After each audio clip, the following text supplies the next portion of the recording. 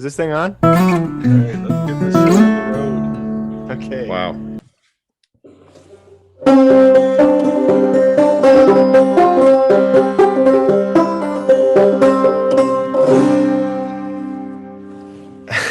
Episode 30?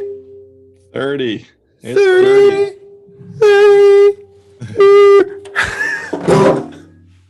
30. So what is that thing you got in your hand there? There was a sale down the street last summer, and I think lockdown had everyone so bored that I think it was the most popular garage sale ever, and the only garage sale in Cranberry Lake.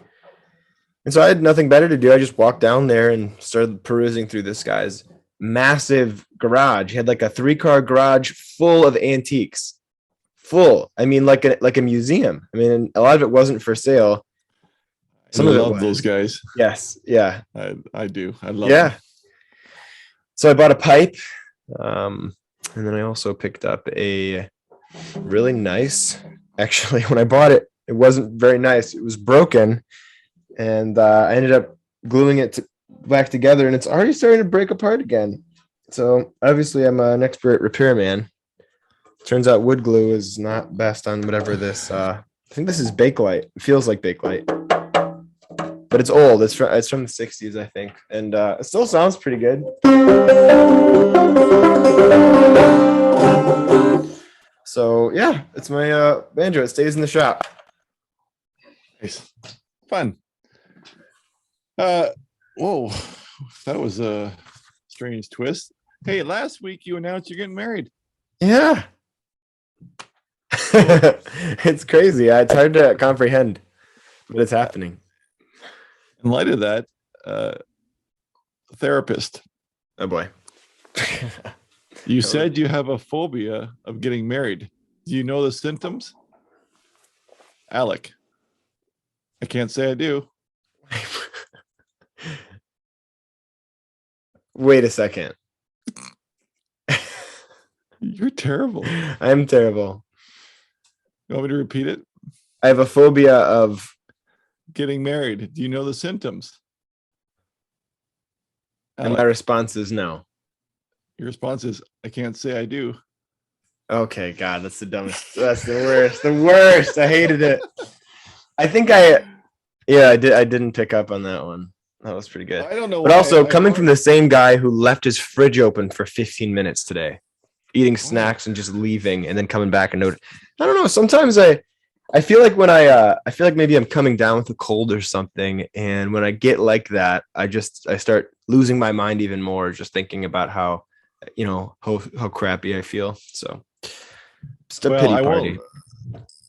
Well, I'm not giving you any sympathy on this end.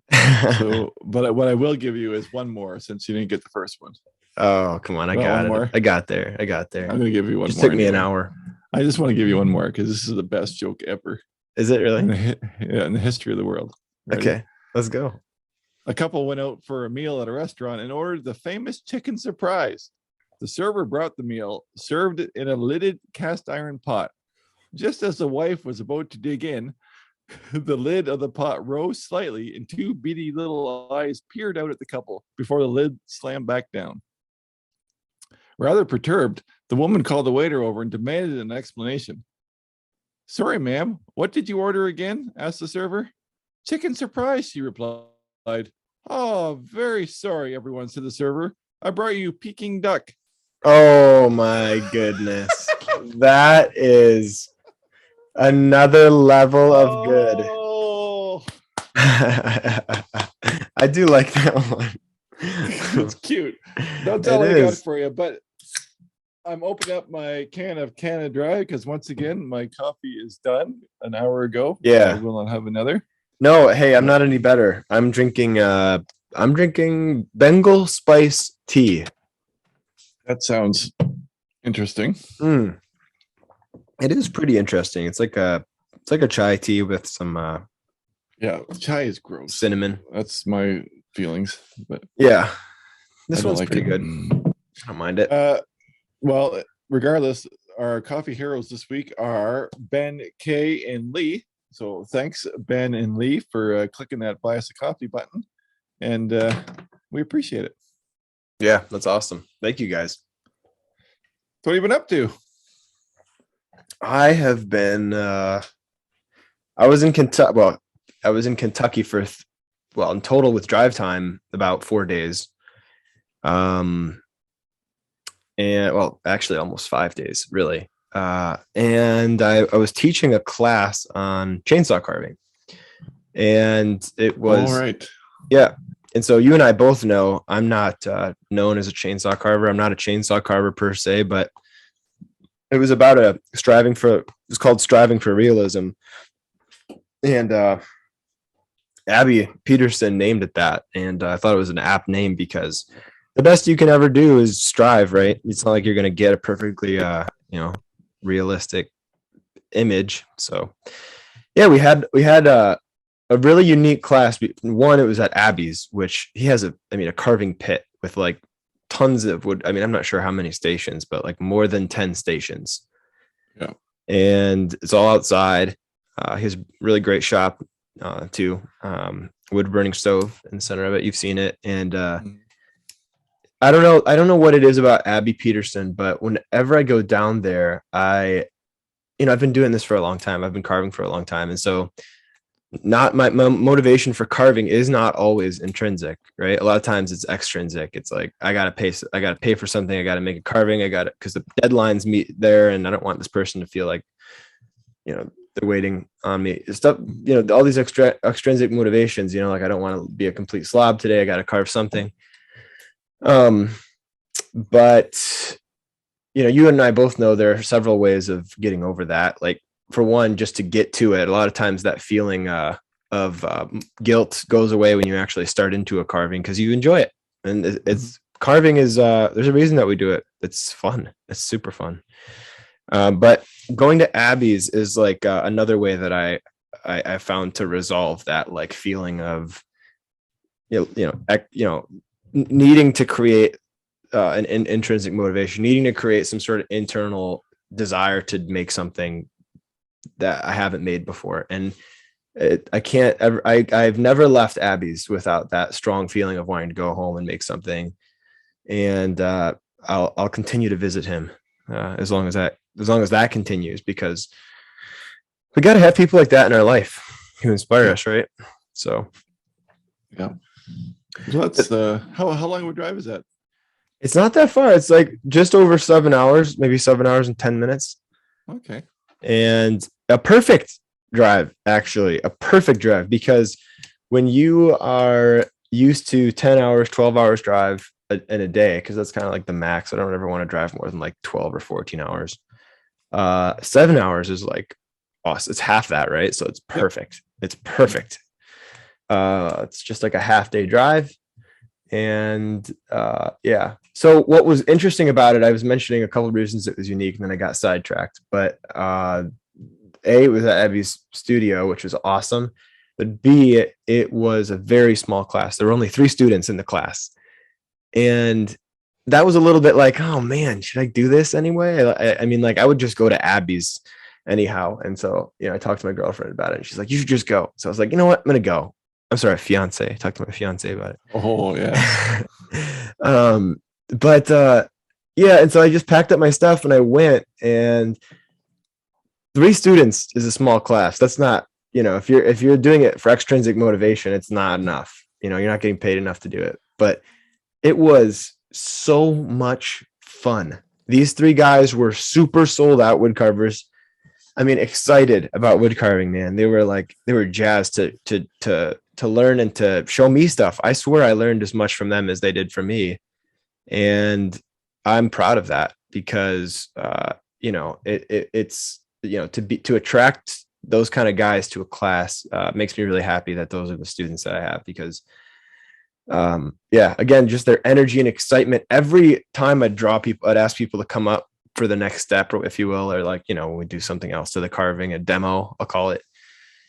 There were great conversations that followed those demos. I mean, just like awesome, deep philosophical questions. Like, how do you relax yourself, when you're working on carving and you're stressed out and you're you're actually worse off because of the freak out moment? Or like, how do you envision the piece, and like, how do you create flow so that the piece, when you look at it, it draws your eye back up into it? These are things I learned from Jeff Ferris. What was fun was Jeff was sleeping upstairs. He was staying in the house, in the shop. We stayed in the house, and he was staying in the shop because he was in town for a class that he was teaching the next weekend. Okay. Yeah. So what was fun about that, by the way, I don't know if I said Ferris, Jeff Ferris, he came down periodically and visited our class. And every time he came down, I took advantage of it, because if you don't know who Jeff is, I'm sure most people listening do who are in the carving world, but if you don't know who he is, he's a great wood carver, a great relief, Western relief carver. I mean, like, awesome, realistic portraits. One of the guys I looked up to as a little kid, I mean, like a 12, 13, 14-year-old kid, Jeff was the one who I was like, man, if I could one day, like, he motivated me. Like, he was one of the hero guys. So anyway, him coming down and giving us this insight was it was just so awesome and helpful. And there wasn't a second where I was like feeling like my class was getting derailed. We had all these weird conversations that trailed off, ADD, crazy, silly conversation about Amish culture and all this, just teasing each other about our carvings. And that's a great horse. And it was just full of silliness. But this is for those who are watching, you can see I did this cedar bust, and you can't really see the base. I don't know if you can. Yeah, there you go. You can kind of see the base. It's a pretty big carving, not quite life size, 3/4 life size, but it was a really fun exercise. The base is facing this way and the face is in the opposite direction. And so it was fun to, number one, just kind of like switch it up a little bit and do this full bust in like a larger scale. But two, just to play with a new type of form, like a new type of base, and incorporating ideas that I've known and talked about, but have not, exercised enough into this carving. So there's that cedar again. Look at the colors. Hey? Yeah. Isn't that amazing? Cool? So cool. So cool. And the colors actually work perfectly. Sorry, audio people, but the colors, like the white kind of shows the outer edge of the carving too, right? Like, it's so cool. Like, it works for the carving. Yeah. The color changes. But no, it's agreed. It's a really cool wood, and I got lucky that way. Like, obviously, I mean, sapwood just lives at the outside of the tree. Yep. So my gosh, Doug, I can't tell you how fulfilling that group was. There's a guy named Don Masuda. I think he listens to the podcast. If he's listening to this, which I hope he is, I want to thank him for coming, and everyone who came, Carrie, Pat.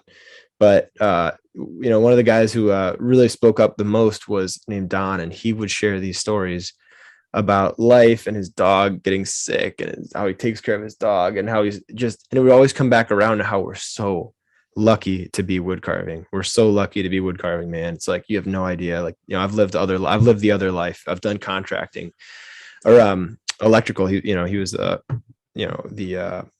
master electrician on a lot of projects. And so he's like, I've done the other, and we are lucky to be wood carving. He talked about it as kind of like a healing process for him to get into carving. Like, he was kind of, I hope he doesn't mind me sharing, I should have asked him, but he wasn't in great spirits, and work was low. And he said his daughter caught him walking around in his shop kind of a little bit aimlessly one evening and suggested, why don't you try wood carving? Just a little girl suggested that. And he said, yeah, okay. So he made a little carving. He said it was a 5-minute wood spirit or 10-minute wood spirit. So I'm wondering if it was either your video or something like that. And he couldn't remember. I tried to get it out of him, but that being said, he fell in love. And I mean, he's been like full bore carving every single day, chainsaw carving, hand carving.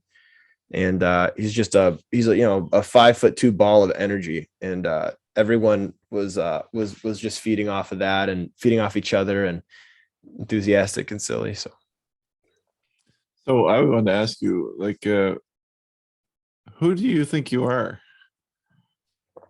What do you mean? Well, to go down and teach a chainsaw carving course. Yeah, no, I know. And it's funny. I don't say that. I'm joking, of course. Yeah. And obviously you did a good job. Oh, yeah. and people loved it. But it's just so funny to me that you just said, "Oh, I'm gonna teach a chainsaw carving course." Well, but granted, that's why it was so small. People know me. They know I'm not under. I'm not overselling my skill here, like in chainsaw. Like people know that, I do like a handful of chainsaw carvings every year that are finished by hand and that are kind of like my capstone or like my like higher end price point pieces that I bring to art shows. So I'll usually have like 2, 3, maybe 4 of these larger like half size, 3/4 or full size busts that are usually roughed in with a chainsaw. But your skills to a full blown chainsaw carver, you have. Would you say you have finer skills, like in the faces and the eyes and stuff? Than is that something that you really add to chainsaw carving, or? Yeah, and that's kind of my. Save it for later. You want to talk about this later? Oh, topic. Yeah, let's do that. Let's save it for later. Yeah, that's a great topic discussion, and we kind of already talked about maybe getting into that at some point. So let's do that. Let's save that for a topic.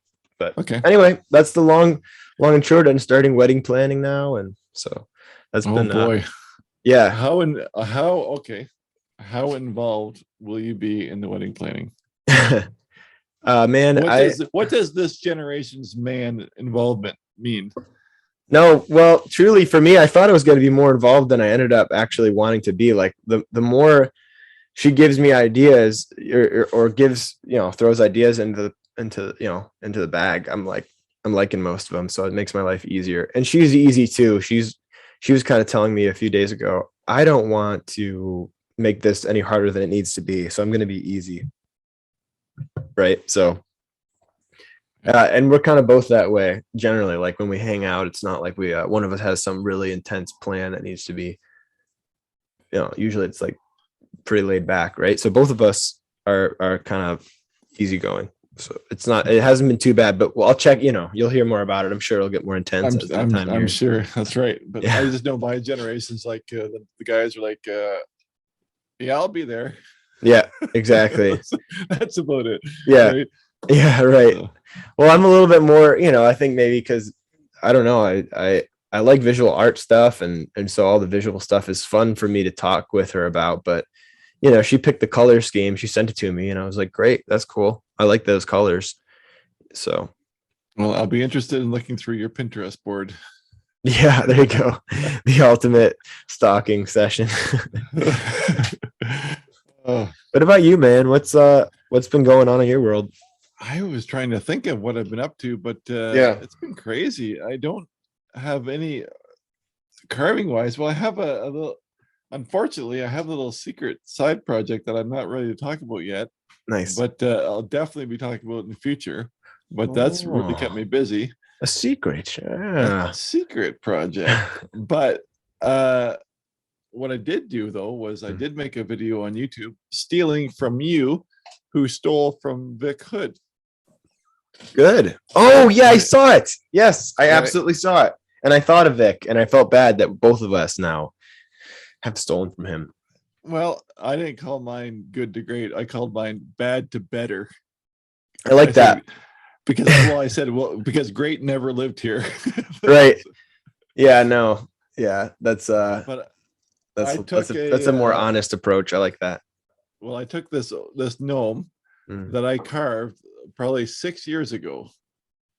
And when I look at it, in fact, I think we just refound it in the kid's closet or something.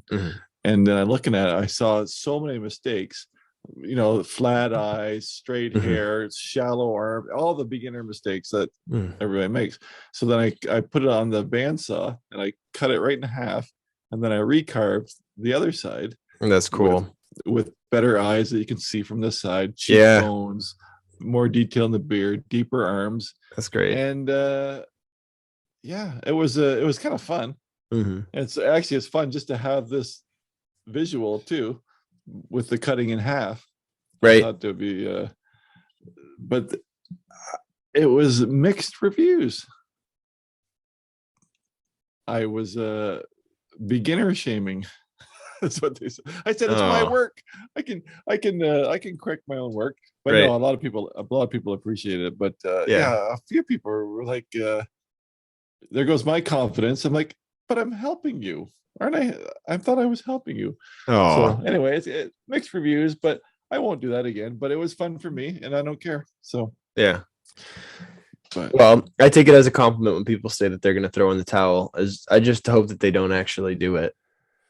But you know, people don't say that. I'm not saying that I'm getting that all the time, but well, it's yeah. so funny. Like when I look at this is the original. Like his feet are as wide as his coat waist. Mm-hmm.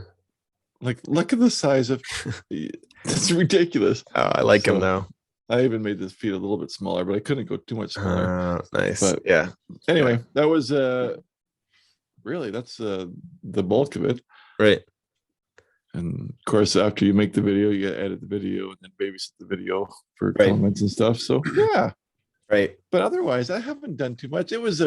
It's been a gloomy, rainy few days, and today is just glorious. I know. Beautiful day today. The sun is shining, warm weather. I got a t-shirt on, and man, I'm stoked. Spring is coming. I can smell it now. Now it's coming. Well, I saw the daffodils starting to sprout up, and that's good. Yeah. yeah. No, we're I'm so excited because when we came home, right when we left for Kentucky, it was cold, rainy. I think it was actually the low 30s, so it was icy. We start to drive towards Kentucky. We get into Cincinnati. We get out of our car. It's 78 degrees. Yeah. I couldn't believe it. I was shocked. I was like tricking myself. My body didn't know what to do because it hadn't been in a warm temperature other than the sauna. So I looked at my watch, and sure enough, it said 78 degrees. And I was like, wow, what an unusual thing. And so, yeah, it was warmer there, obviously, than here. Stayed in the high 50s most of the time, a little bit cooler. But I mean, down here, it was like 10 or 20 degrees cooler. So finally, we're getting actual spring.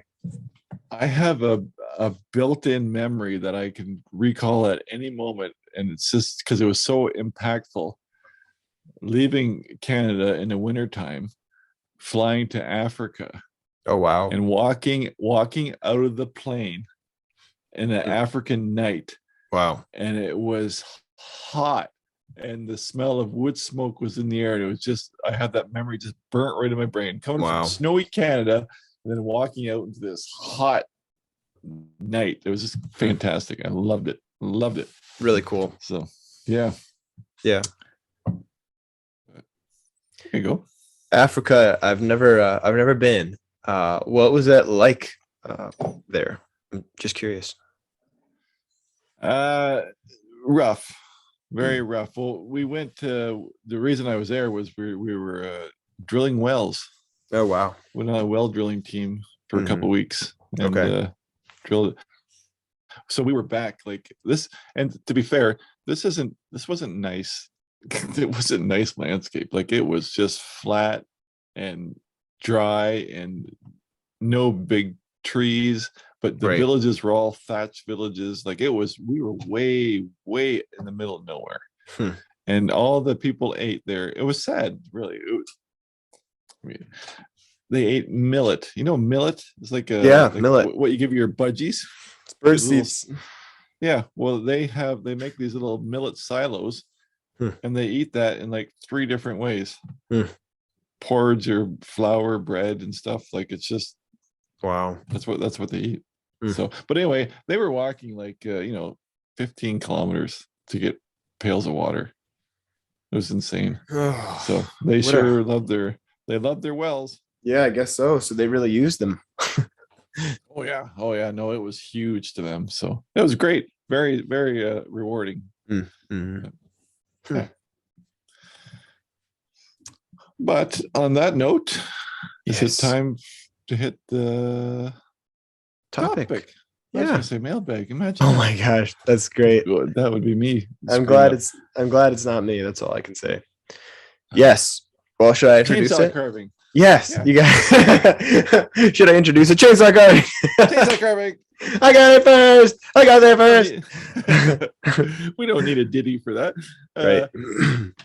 So anyway, so yeah, I was teasing you earlier about who do you think you are to go down there to teach a class on chainsaw carving, but Yeah. I talking to you outside of this is that you're on fire for chainsaw carving. Yeah. Oh yeah. You're getting you're stoked. I am. I'm definitely excited. But like I say, every time I go down there, I get excited. But this one was this was a different experience for sure, and I'm more excited now coming back than before. And well, so backing up a little bit, you were saying, where is it that where is it that you get the idea to teach a class on chainsaw carving? It wasn't my idea, and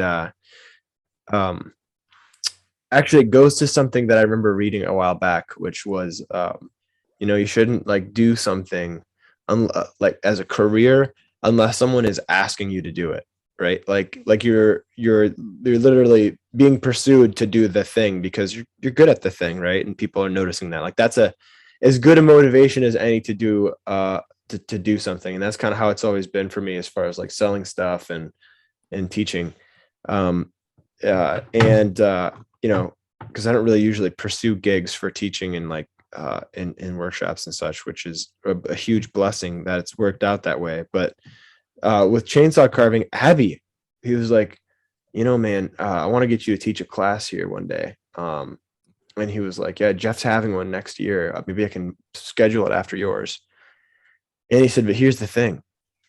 You can't use hand tools. You got to use power. You got to use, because these guys don't want to, most of these guys that come to my classes are like chainsaw carvers. That's what they do. Like they sell their stuff. They're full, a lot of them are full-time carvers.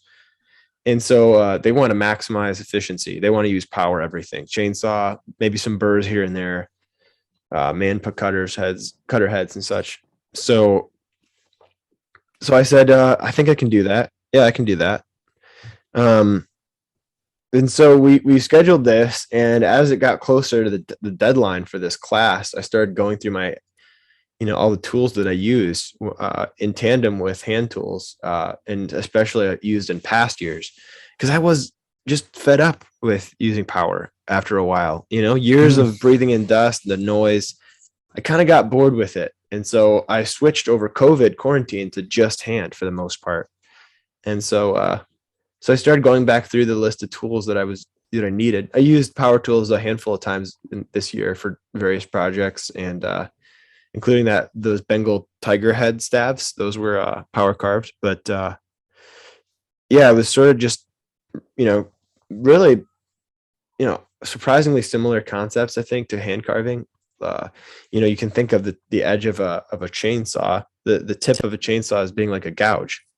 And the smaller the tip, the dime tip is going to be more like a smaller gouge, and the larger the bullnose tips are, the larger of a gouge. And of course, you can manipulate a curved gouge to do things that or you can manipulate a chainsaw to do things that a gouge can't do. And so yeah, it's not as different as you'd expect. Like I did probably 90% of this carving with a chainsaw, and I used a few burrs here and there, and then touched it with some hand tools at the end.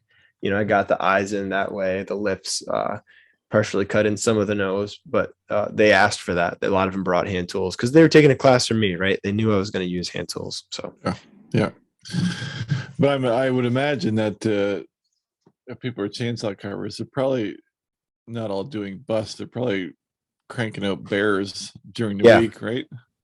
So a lot of so that's why I say I think you would add greatly to the faces in the artistic, just the way how you carve faces. Sure, right? Thank you. It's totally different than a regular old. I shouldn't say that. I don't know what I'm talking about, but I just imagine a blokey chainsaw carver doesn't have the fine art face. Yeah. I don't know. I guess the guys were saying that chainsaw carvers struggle with faces. Like most chainsaw carvers stay away from faces at all costs, is what Pat was telling me, one of the guys that goes on the circuit and does all the competitions and stuff. But again, I guess it makes sense, and it's part of the thing that drew me and keeps me to faces is it's challenging enough, right? It's not like it's. I mean, like, how could you get bored? I mean, I'm preaching to the choir. How could you get bored with a face? I mean, like, it's what's better than that, right? Not much. It's just so it's so expressive. There's it's endless challenge. Everyone's face is different. So if you're bored of carving one face, look at literally anybody else, and they're going to give you a whole new set of rules to follow. And that's kind of why I like to teach is I like showing people, okay, here's the framework. The eyes are usually here, center here, and then, nose is there and mouths are there. And we give them these rules, like halfway from the bottom of the chin to the nose is the, whatever. I give them these rules. And ultimately at the end of the day, I say, you apply this grid to every reference photo you use, you're going to see where it varies from the standard. And that's what you're after. Right. The grid is just so you can see how far from standard your face deviates, whatever reference photo you're using. Or so like if you're carving a cyclops, yeah, you're just gonna move that one eye right to the center. Yeah. So So I don't know. I don't know. I just all I know is I feel humbled by that class in a way, because every time Ferris came out, every time someone came out, it was like revelation on revelation. It was like, oh my gosh, of course you want the base to somehow point up back to the carving if it can. Like, of course you want the hair if you can to, for instance, on this piece, this is again, sorry of audio people, but one of the things I was trying to do with this piece is, and it's probably hard to see, but I gave him a little upturned hair, and I'm going to try to show that as best I can on the backside of him. And one of the reasons I did that was to exercise this theory that Jeff has that, as you move down a carving, if everything points directly downwards and there's nothing interesting to look at the base, you're going to be bored. You're just going to go over the piece once, focus on the face, look down, nothing to see there, and on to the next carving.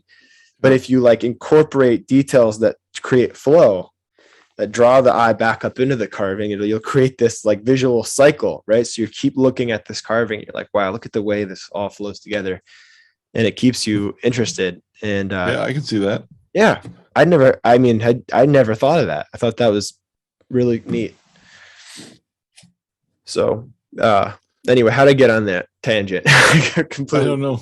I forget. Yeah, but it's relevant. It's relevant to me because, a lot of times I'll show you something really quickly here.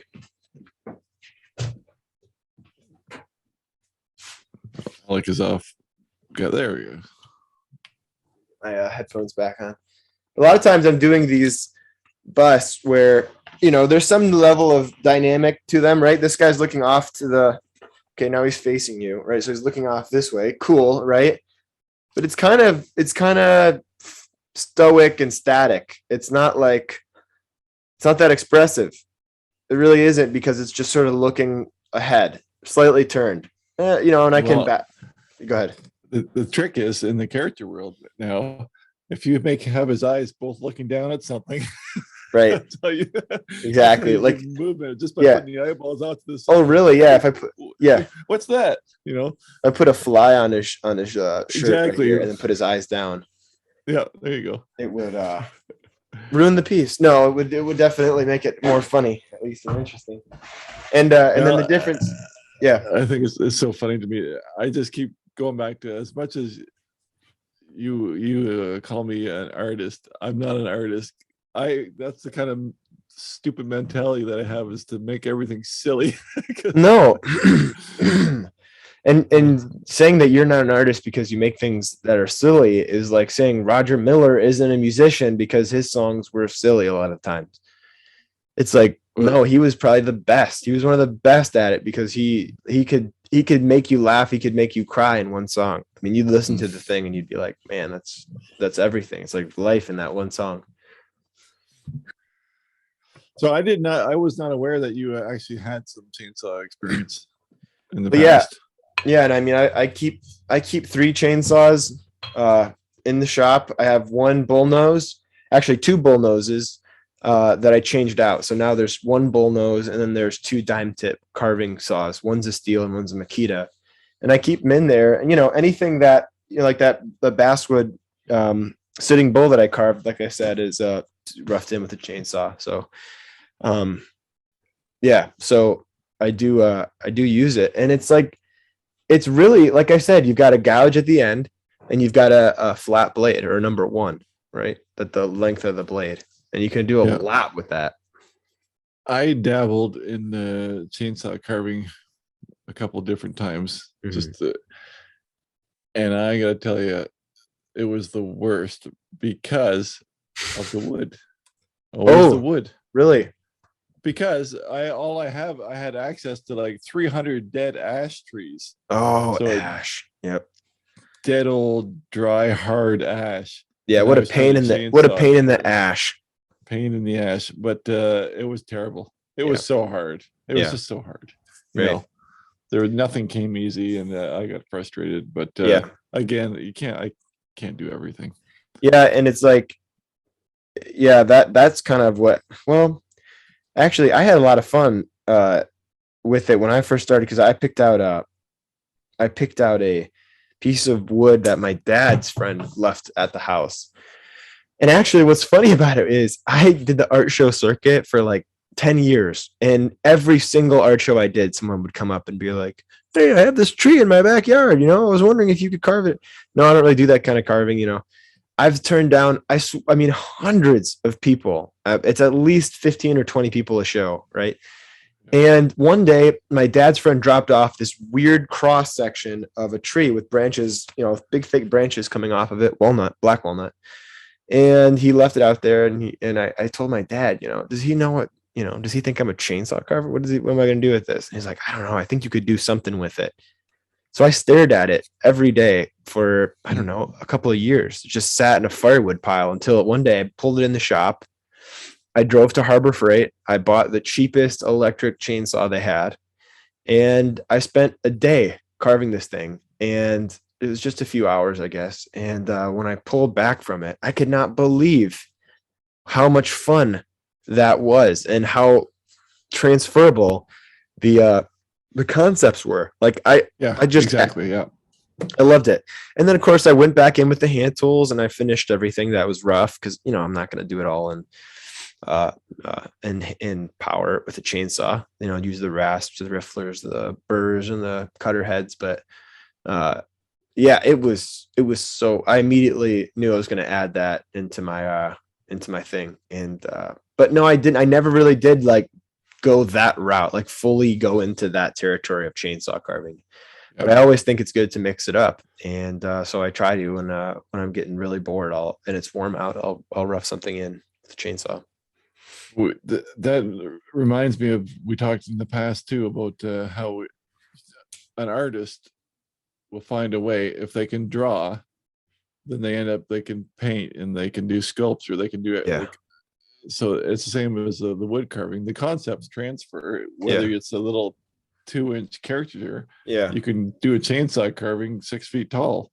It's kind of the same ideas. Yep. But no, totally. No.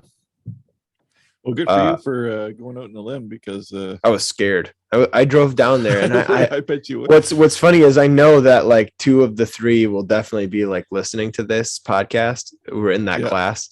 So they're going to be laughing when they hear this. But I was going down there like, what am I doing teaching a chainsaw class?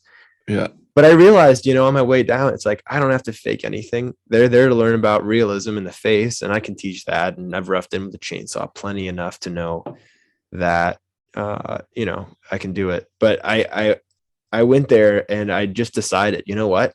Anyone suggests anything, I'm going to soak it up, and I'm going to ask questions. And those guys knew a lot more about chainsaws than I do. They know a lot more about the types of chains, the bars, the sprockets, the brands of saws to buy.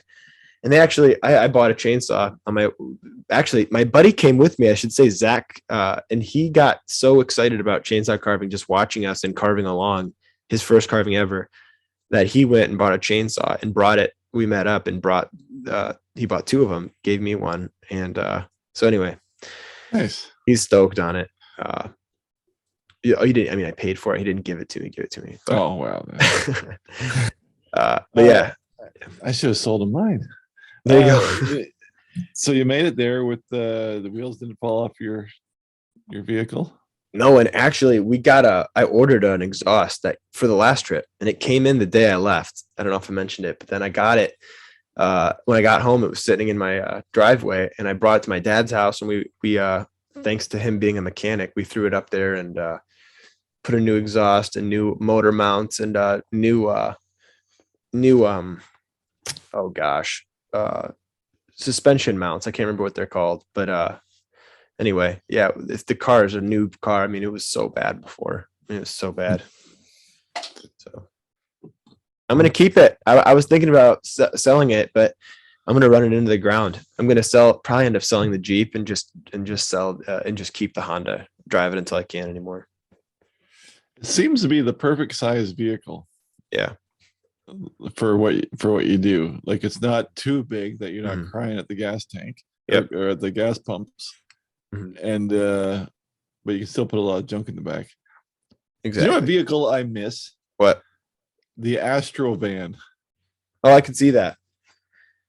Yeah. They were the most utilitarian vehicle. And I'm sure there's comparable ones now, but Astro, like, they were a family van too.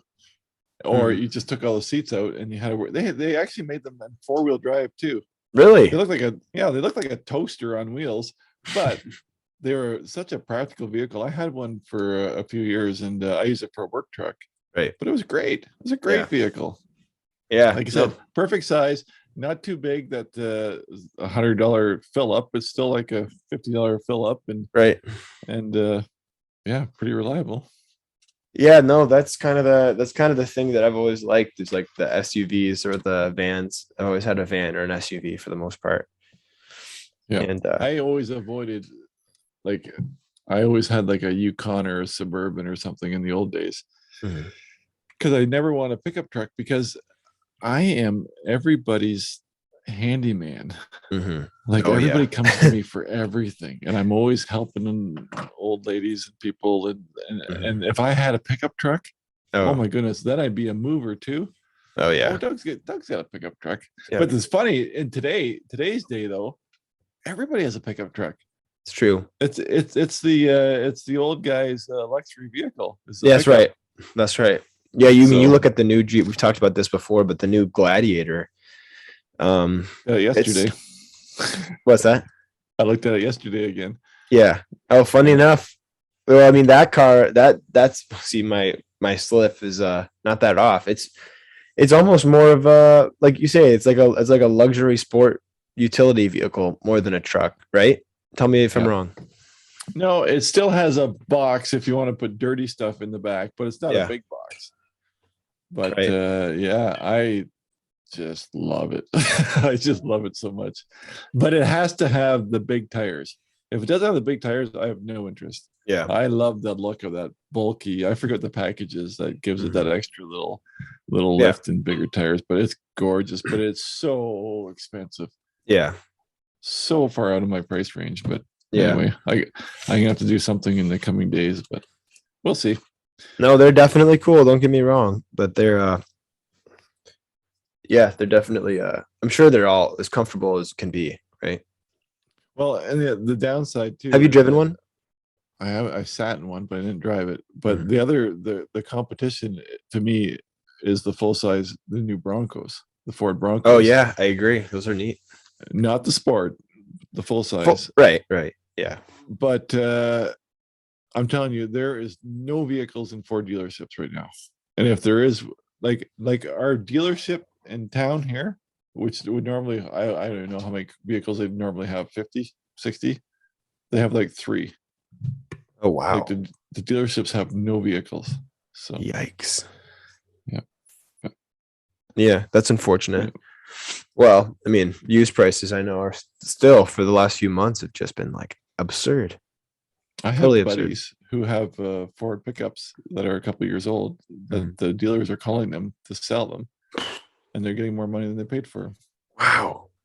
So yeah, but there's something about the exporting into the States too, but they can't export them brand new. They have to get the mileage up to a certain amount to I don't know, to avoid duties or export taxes or whatever it is. Okay. So they have to have so many kilometers. But anyway, strange tangent. It is, but it's relevant, right? A lot That's of people are looking for cars. They can't find them. that's what we do. Tangent.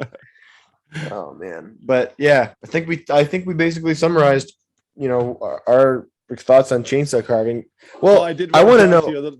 I want to talk about tools a little bit though, really quick. Yeah, for Uh, sure. And then I have a I've question for you once you're done with that. okay. I never used the. Remember we talked about the eye burning tool. I forget what the die Oh, grinder. I've never yeah. had a die grinder. Really? Yeah, I've never had one. Have you used it much? Oh, yeah. I used it more than so it was the chainsaw number one and the die grinder number two. Really? Oh, the die grinder you have to get, and it's what I've had three of them, and they're all from Harbor Freight, and the one lasted me 4 or 5 years. Now, if I was like an everyday like chainsaw carver, I would be using I'd be moving through those quick. I'd probably have a Makita. And maybe I'll end up upgrading, but I've got two to work through to burn out before I do, and they were like $30 or $40. I think $40, but no, Yeah, die because grinders are fantastic. they just take like Dremel bits on steroids. Yeah, quarter-inch Cuts all bits and stuff. quarter-inch shaft, or no, is it eighth inch? No, it's quarter, I think. No, it'll be Yeah. 1/4 inch shank. Yeah. And the shank, right? Yeah. And yeah, it's an invaluable tool. So Hmm. Yep. But I was going to ask you, what have you chainsaw? I know I saw on your front porch a while ago that you had done a pumpkin. Have you done other things in Oh, I chainsaw? did a lot. I did a lot of pumpkins. That's the Did you? extent of my chainsaw carving. Mm. Really, is I did a lot of pumpkins, and I gave them to a lot of family members and stuff. They're fun. Yeah. So every I think we still have about 6 of them here. So Sophie will bring them out in the Mhm. fall and decorate with them. Nice. But I don't know. I did some big 5-foot daisy flowers, and I've done some big 4-foot bears and stuff. Oh, cool. But nothing all hokey. I Yeah. did myself a 6-foot version Oh, of yeah, myself. yeah. That's the one Yep. that I ended up telling you. I cut the head off it after looking at it for 2 Yep. years and realizing Yep. how horrible it really was. I'd But be it was all hokey. I was never very good at it. I'd be curious with your newfound desire for realism that you give it another shot. I bet you would, and just gained a lot of experience over the years. Well, I then. understand what you're saying. I am going the opposite way. Yeah. I want to own less and do smaller things. Yep. Because I don't I want to downsize at some point, and if I got into chainsaw carving, then I'd go and buy 10 more tools, guaranteed. I'd have logs all over my yard, more Yeah. than I already do. Right. And it would just become another thing, and I just can't Yeah. keep doing this and spreading out too thin. No, I get it. So I definitely get it. For sure. which is actually, I mentioned earlier about my little secret project, but that's actually like the heart of it is Right. very, very minimalistic, simple. But we'll talk about that later. It's exciting. But yeah, no, I get it. And to your point, my shop has never been more like full, and there's only four large carvings in here, and it's like it takes up so much space. Yeah. Like I have a very large house. I raised 5 kids in this house. Yeah. And soon there's only 3 of us left. Right. And I would love to get down to the minimalist lifestyle. Yeah. My wife is not really on board. Okay. But just if you could have everything you own on your desk, you know what I mean? Yep. That's for some reason I feel it's freedom, because I've always chased after things, and as soon as I get them, now I have it. Oh, let's put it in a box and put it under the bed. Yep. The fun is always in the collecting and the finding and the buying and the selling, but it's never in the owning. Keeping. Yeah, and storing. Yeah. It's always you want what you can't, or you want what you don't have, and then you have it. And you're like, well, I don't want it. Yeah. Just becomes a nuisance. Yep. To have all this stuff. Yeah, I need to go through. I started doing it with my clothes last time we talked, but I'd like to do it with my shop too. Is just go through everything in here and throw away whatever might look cool, but I don't need.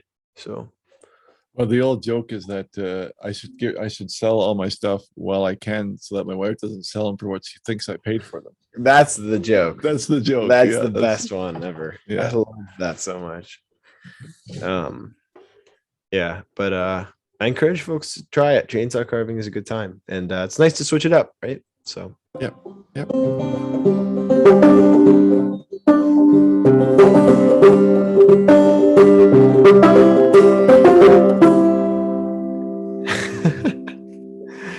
mailbag. I think we nailed it that time. That was the one, dude. I think that was the one.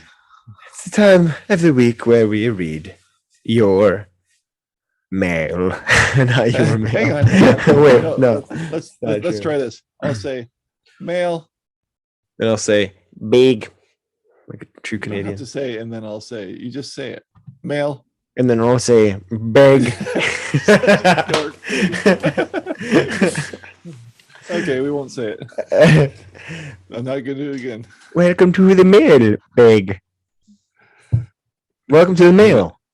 All right. Giddy up. What do you got? We've got a plethora of great notes. Anyway, we had lots of encouragement, congratulations and encouragement notes for young Alec here. Yeah. No. And, I deleted them. So yeah. just have the questions left there. There you go. I wanted to read every single one. Anyway, they were talking here about Josh was talking about he calls us masters of the wood. He was asking if we have tried the Ryobi 4-volt power carver and asked if we would add it to our collection. I know I won't. Have you looked at it? Did you look at it? Yeah, it's got a bunch of tools. It's kind of like a Dremel with like a power carver thing to it as well, and a drill. It's like a everything in one kind of set. Okay. I don't know if this is probably sorry. I'm sure it's fine. Yeah, I'm sure it's just fine. Exactly. But I mentioned earlier weeks past that I do have a Dremel now. Mm-hmm. But since I bought it though, and since I announced that I had one, mm-hmm. I've never used it. Yep. Bought all the bits for it. Right. I don't even want to use it. No. Especially the bark is so dusty. Yep. It is, isn't it? It just covers everything. So dusty. The only way it's worth it is if you're carving outside. It's nice to have. If you're carving outside, it's awesome because all the dust blows away. It's fine. Yeah. Yeah. Well, the bark is such a fine dust too. That, yeah. So I'm not Mr. Safety, and I never put masks and stuff on, which I should. There was a buddy made a video about shop air quality. Sveto. Okay. Andrew. And he has this tool to measure your air quality and talked about if you don't have all the vacuum systems and stuff, it's just you're gonna die. Bottom line. Right. You're gonna die. Which reminds me, I need to turn this thing on while I'm in here because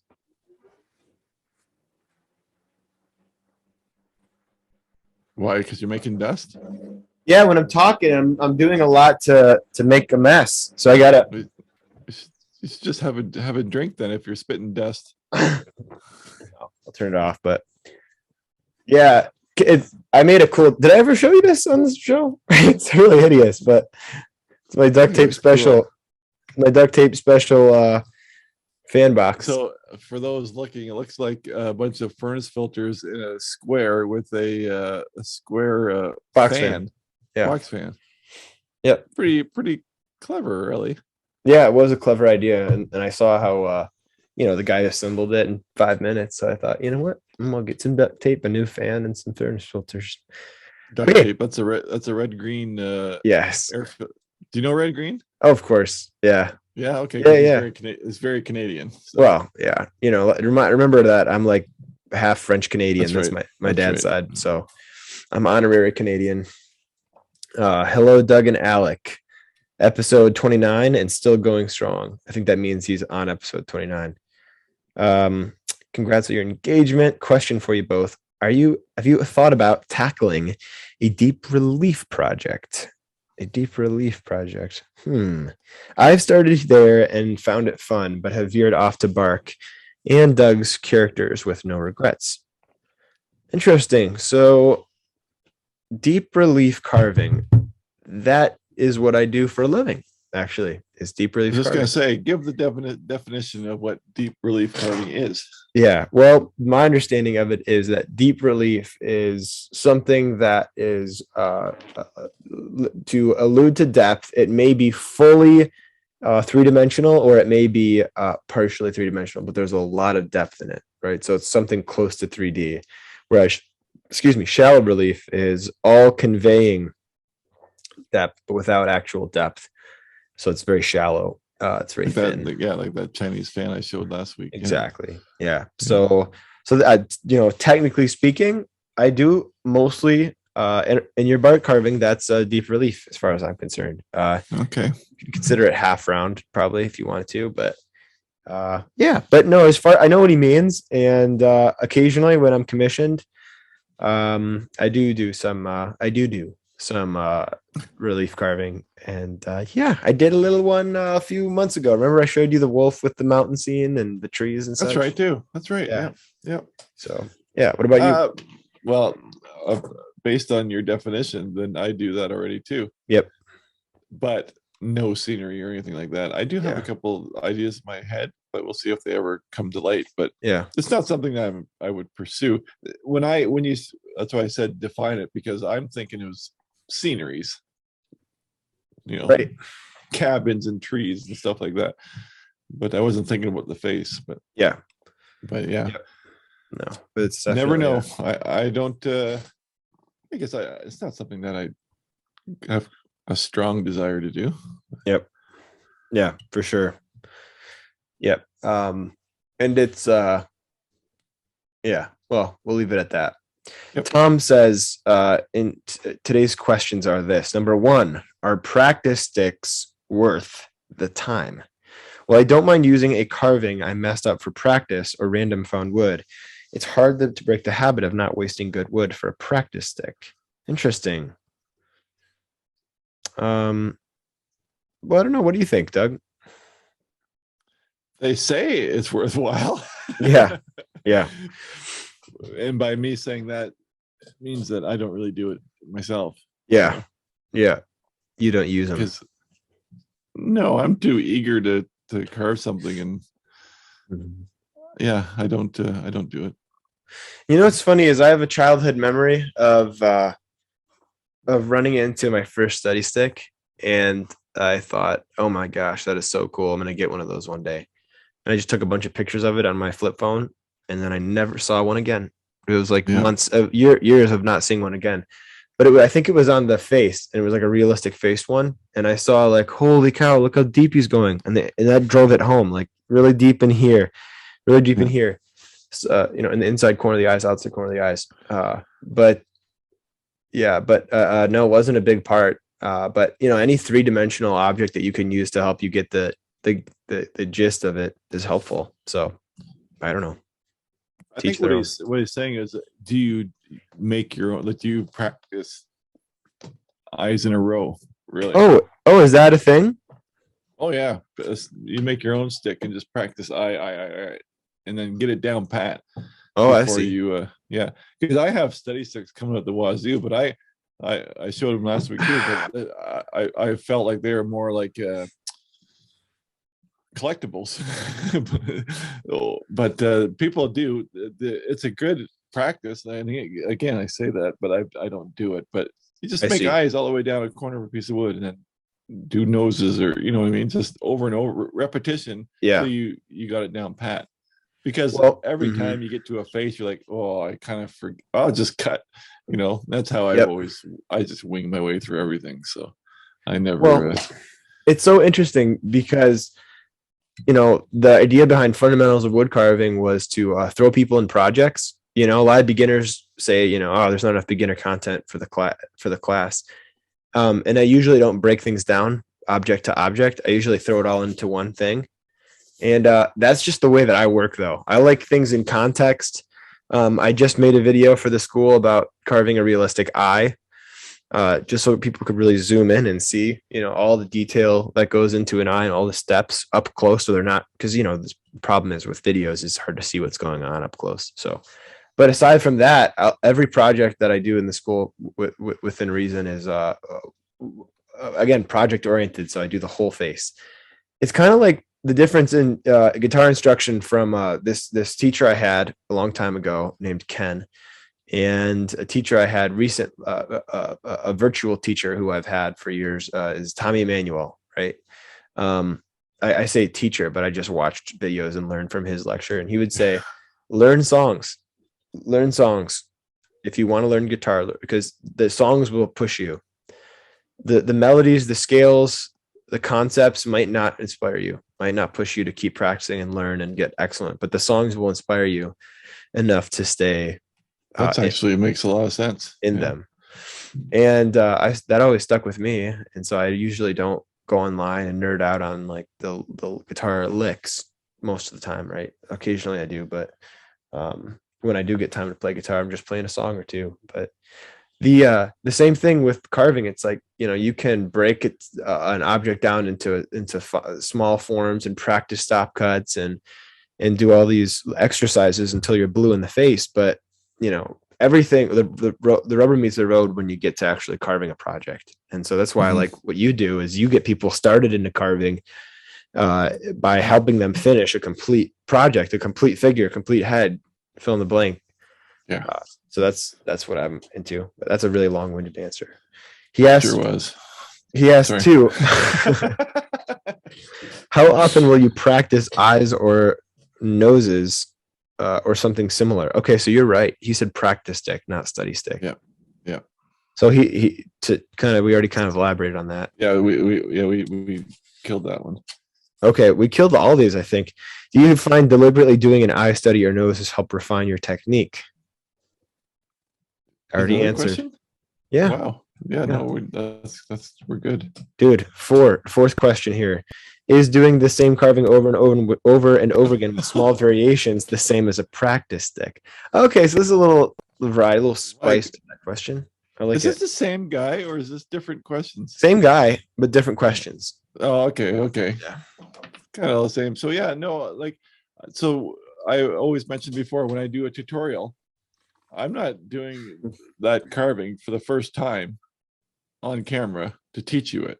Right. So I practice making a half a dozen. If they're small enough, I'll make a half a dozen before I teach it. Yep.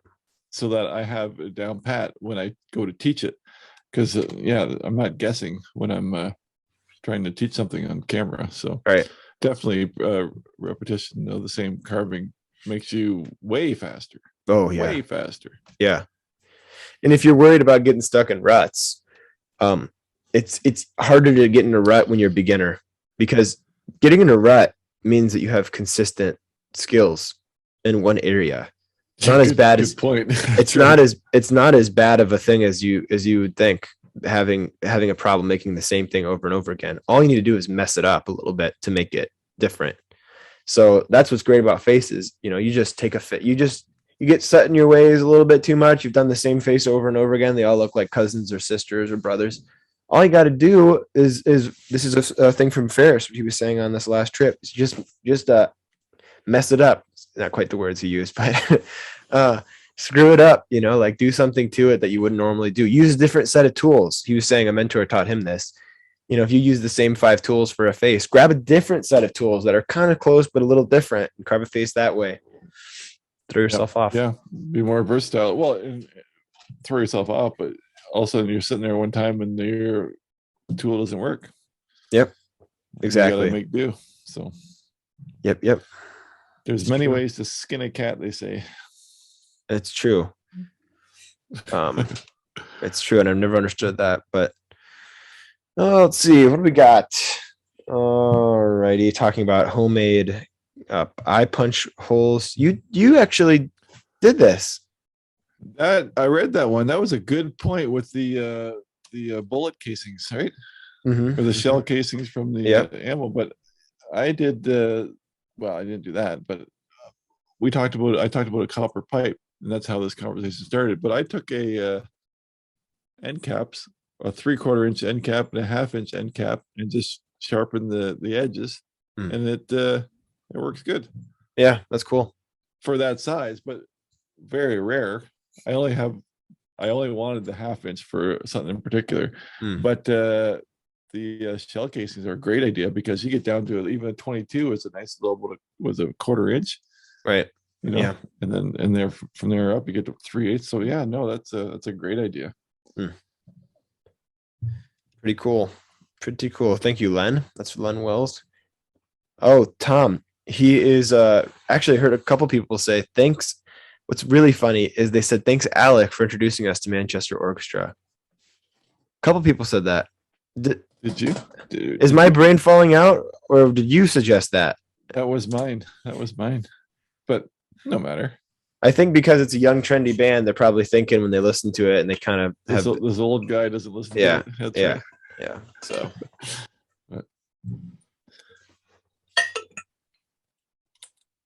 That's it. That's all we got. That's it. That is it. That's not so bad. It wasn't. It's always appreciated everyone's throwing their 2 cents in. So yeah, and lots of nice emails too this week. Lots of compliments and well wishes for young Alec's future. Yeah, I appreciate it. Definitely appreciate the congratulations you guys have sent me. So thank you so much. They all hope it goes well because they know how it goes for themselves. Yeah. Oh man, the jokes have come in. They're flooding.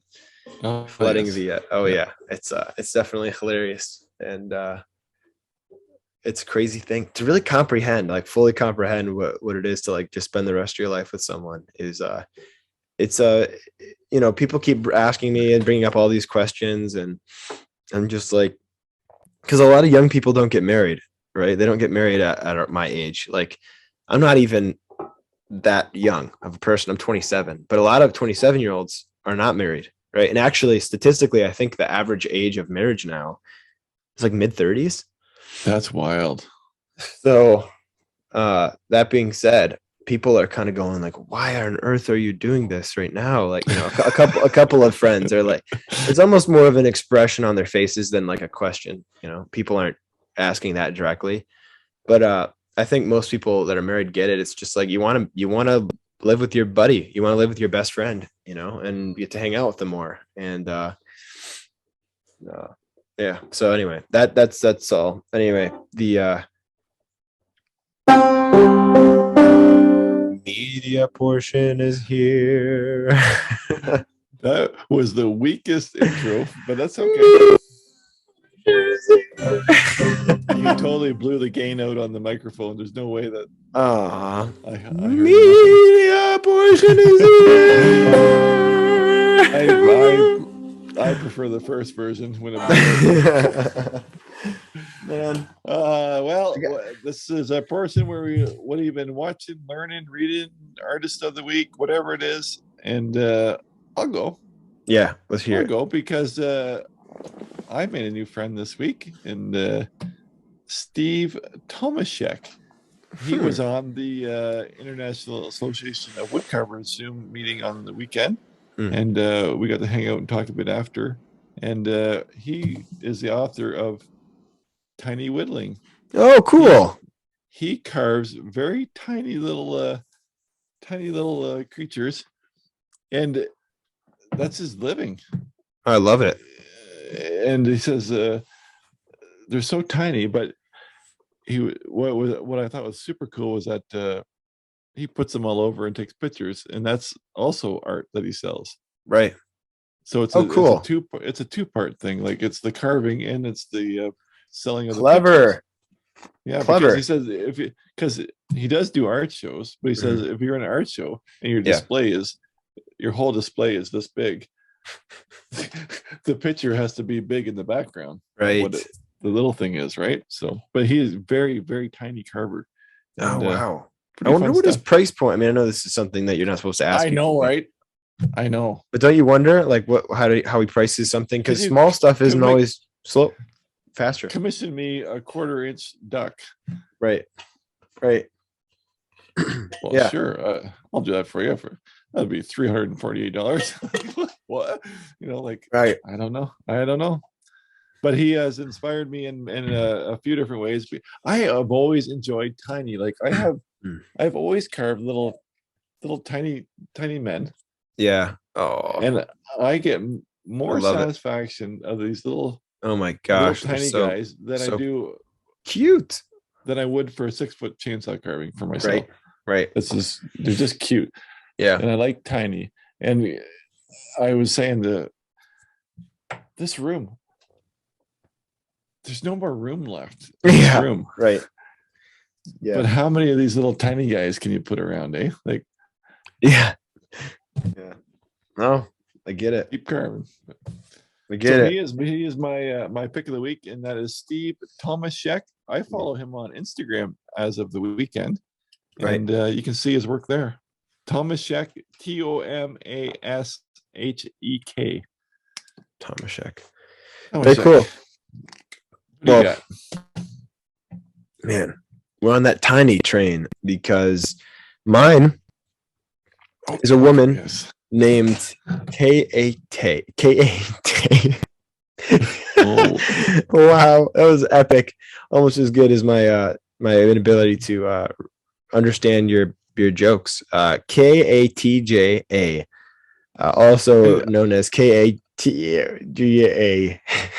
I know her. You told me before the show, so I have something of hers here, but I don't know how you say that. Is it Katja? Katja, maybe Katja. I should have asked her before. Katja.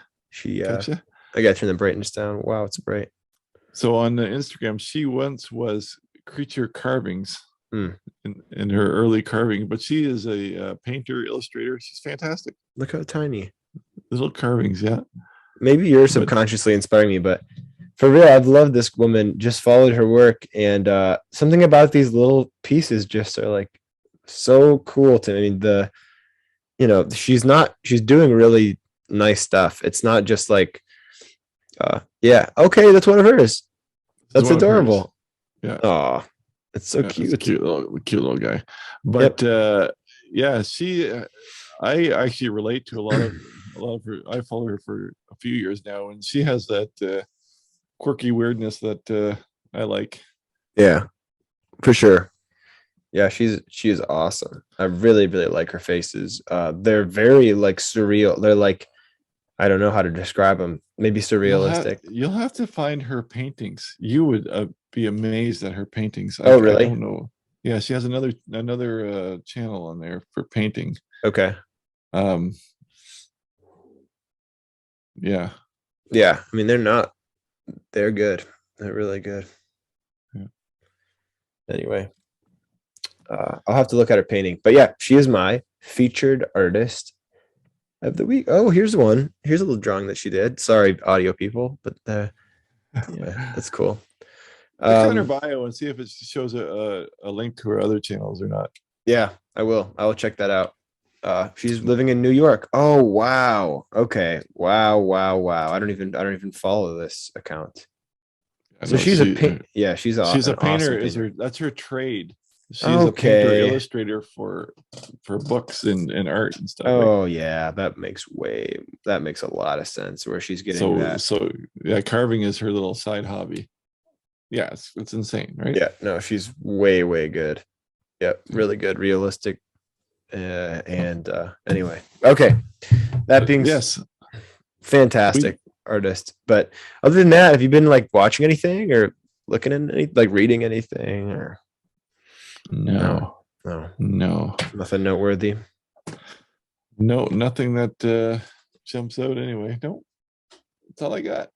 Yeah, I don't have a lot either, to be honest.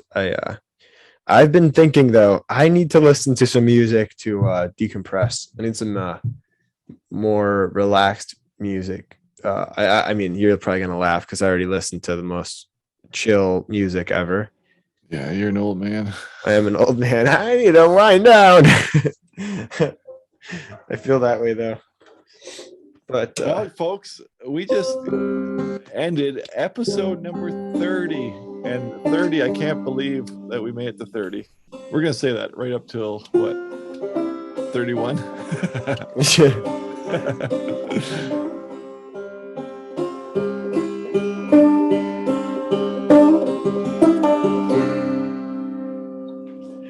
Take your vitamins. I beat you. Got him. Dang it.